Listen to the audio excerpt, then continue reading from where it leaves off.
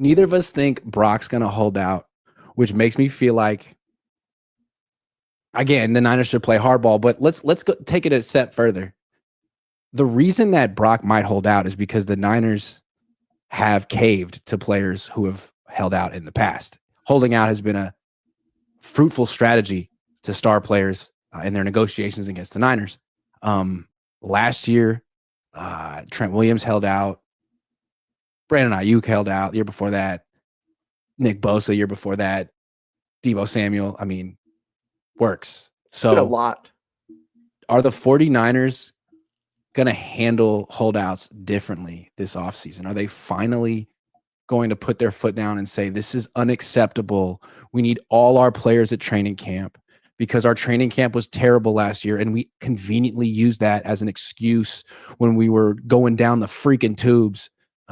This is important now. You got to be there or you're not on the team.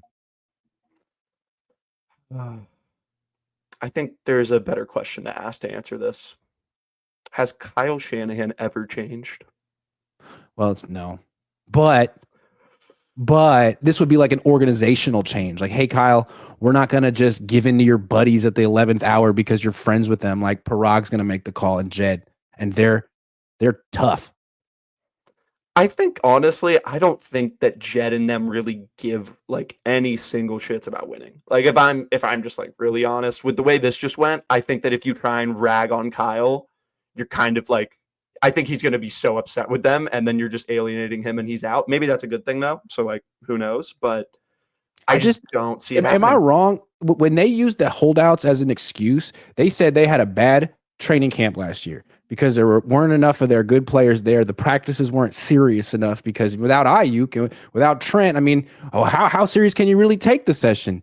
Okay, if that's the reason that you got off to a bad start last season, then how can you allow Brock to hold out? How can you allow? I think there are two potential holdouts this year. Okay. Brock and Kittle. Kittle isn't going into the last year of his deal. Kittle wants an extension. I mean, usually star players don't freaking practice without an extension. And it's not just any extension. He's going to reset the tight end market. He's going to be the highest paid player at the position. It's going to be a 3 or 4 year deal. It's a big deal. So are the Niners going to allow Kittle and Purdy to wait to the bitter end of August, early September to get every penny they're worth like Bosa and Ayuk did? Or are they going to put their foot down and say, you're either on the field when training camp starts or we're shopping you and we don't care who you are? It doesn't really sound like the 49ers does it. I like the way it sounds, but it doesn't really sound like the 49ers. It doesn't at all. Honestly, I'm still just kind of stuck on the idea of George Kittle having a possible holdout because I didn't even think about that, to be completely honest. Why wouldn't he? I mean, the Niners aren't just going to give him what he wants right away. That's not how they do business. They make you wait until September. Why wouldn't he hold out? Yeah. He's 32 almost. Yeah, it is getting to that point, but I just kind of see him as a player that he wouldn't do that for starters because he has such a positive relationship. But like at this point, everyone's done it, so you can't really leave it out. Yeah. Damn. I can see him holding in, you know what I mean? Showing up, being there like a leader, but not practicing. And again, the Niners use this as a freaking excuse why they weren't good. Like, well, our training camp wasn't great. Okay. Well, I don't see how you can allow holdouts. And I don't know. Brock and George are the two big ones. We know that the Niners gave a 3-year contract to another tight end recently, a blocking specialist, and now they're bringing in Harold Fannin Jr. to a top 30 visit. He's supposed to be like a 2nd or 3rd round pick. He's like a receiving specialist. To replace George, it would take 2 players, not one, because he's a Hall of Famer and the greatest tight end in franchise history. But even Ronnie Lott didn't finish his career with the Niners. Even Joe Montana, even Jerry Rice, even Roger Craig. These things happen. And if you're going to trade a guy, I don't know why I'm getting into George Kittle trade thing, but I'm just saying, like, not that he deserves to get traded, but if you want to save money, if you want to avoid a holdout, if you want to trade a guy a year too early rather than a year too late and actually get something for him, you could get a whole hell of a lot for George Kittle. I'm just saying, either pay him or trade him. The whole wait around and let him hold out, that can't be an option this year for him or for Brock. That's how I feel. The Niners can't let that shit happen this year.